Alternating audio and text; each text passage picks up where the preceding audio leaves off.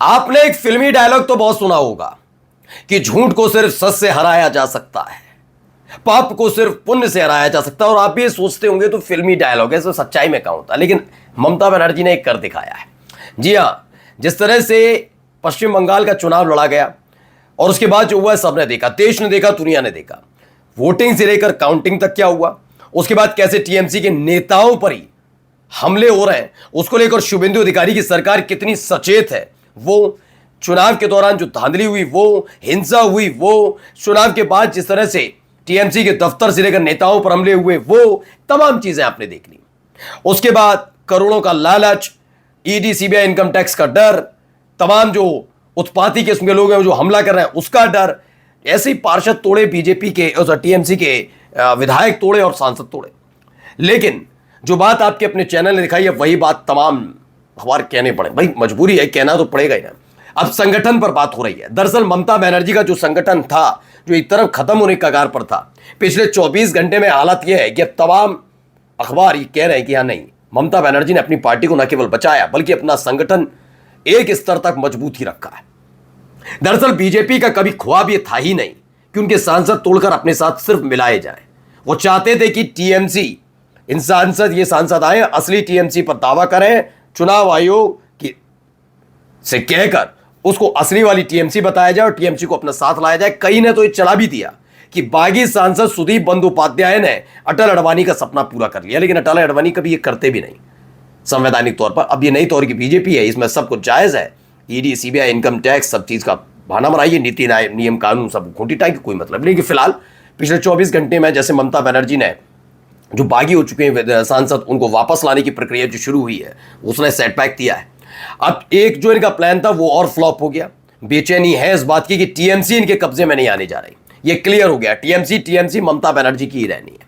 और क्यों ये कहा जा रहा है कि ममता बनर्जी की टीएमसी का संगठन पिछले 24 घंटे में वैसा ही नजर आ रहा है जैसा 4 मई से पहले नजर आता था। क्या है दिखाता हूं आपको। नमस्कार, मैं हूं प्राज्वल गौतम और आप देख रहे हैं टाइम्स एक्सप्रेस। मैं ये नहीं कहता कि विधायक सांसद बागी नहीं होते, नेता बागी होते हैं। और ऐसा नहीं कोई अजूबा मोदी सरकार के वक्त हो रहा हो, कांग्रेस के टाइम पर भी होता था, सत्ता पाने वाले सांसद विधायक छोड़ते हैं साथ। लेकिन जिस तरह से यहां पर जांच एजेंसियों का इस्तेमाल हो रहा है, डराया धमकाया जा रहा है, वो बहुत ज्यादा प्रचंड तौर पर देखने को मिल रहा है। अब पिछली बार मैंने आपको दिखाई दिया सुदीप बंदोपाध्याय जो पोस्टर बॉय बनना चाह रहे थे बागी सांसदों के, उनकी पत्नी ने ही मोर्चा खोल दिया अपने पति के खिलाफ, ये गलत किया। फिर एक बागी सांसद ने कह दिया नहीं, हम अपने दम पर तो जीते नहीं है। वाकई ममता बनर्जी की वजह से ही चुनाव जीते और उन्हीं की वजह से हम चुनाव जीत पाए, ये बात क्लियर है। अब क्या है कि पहले इनका दिखाता हूं जो इनका फॉर्मूला था वो कैसे जाकर खत्म हुआ। पहला ये देखिए, तृणमूल के भगोड़े, 2/3 का लीगल फंडा क्या है।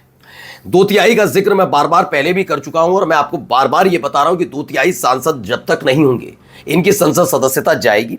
वो बात अलग है कि टीएमसी की तरफ से अगर एप्लीकेशन भी दे दी गई इन 17 सांसदों की संसद सदस्यता छीनी जाए, इसके बाद ये मामला जाता है लोकसभा स्पीकर के पास, यानी ओम बिरला साहब के पास जाएगा। और ओम बिरला साहब कितनी निष्पक्षता के साथ कार्रवाई करते हैं ये पिछले कुछ घटनाक्रम से पता है।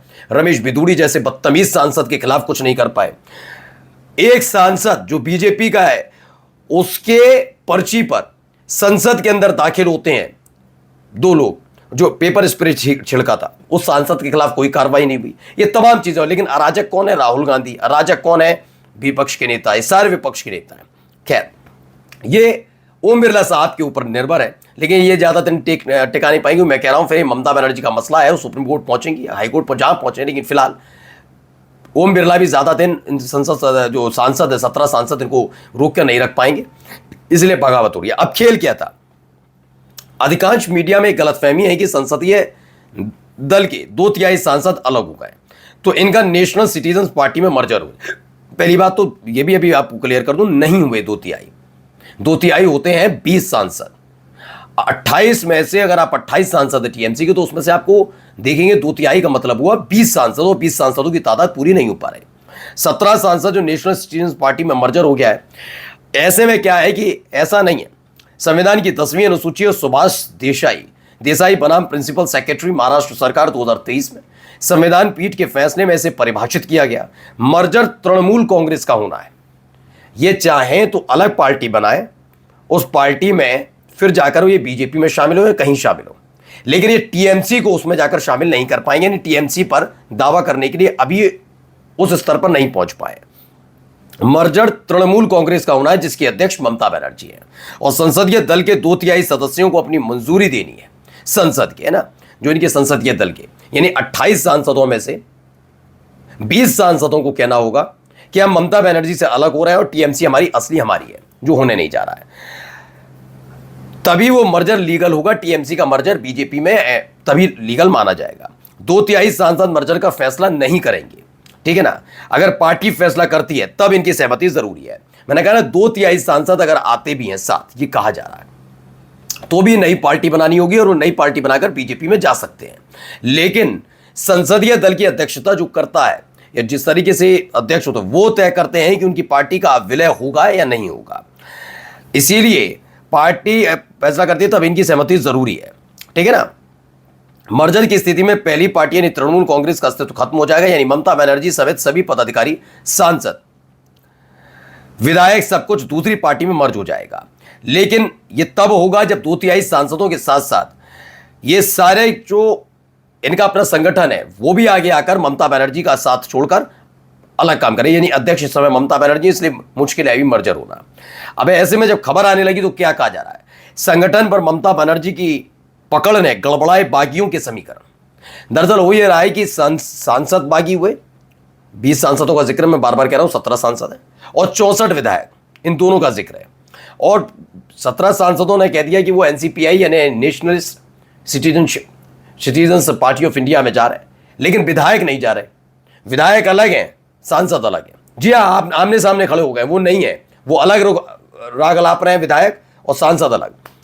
तृणमूल कांग्रेस में जारी अंदरूनी संघर्ष के बीच पार्टी संगठन पर ममता बनर्जी की मजबूत पकड़ ने बागी खेमे के लिए मूल पार्टी पर दावा करना मुश्किल बना दिया है।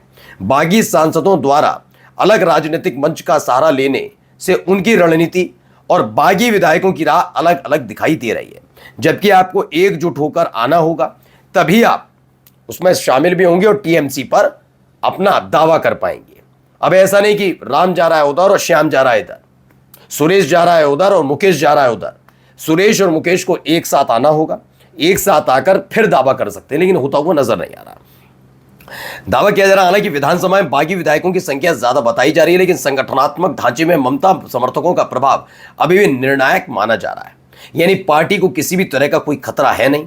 बगावत की है तो संसद सदस्य, मैं बार बार विधायकी का जिक्र नहीं कर रहा हूं, क्योंकि अगर 64 विधायक हैं तो वाकई ये मुश्किल वाली बात तो है विधानसभा के अंदर, लेकिन संसदीय प्रणाली के हिसाब से, सांसदों के हिसाब से या फिर टीएमसी के कब्जे के हिसाब से ये वो वाला प्लान जो ऑपरेशन लोटस चलाते हैं जगह जगह, वो यहां नाकाम रहा है। नमस्कार।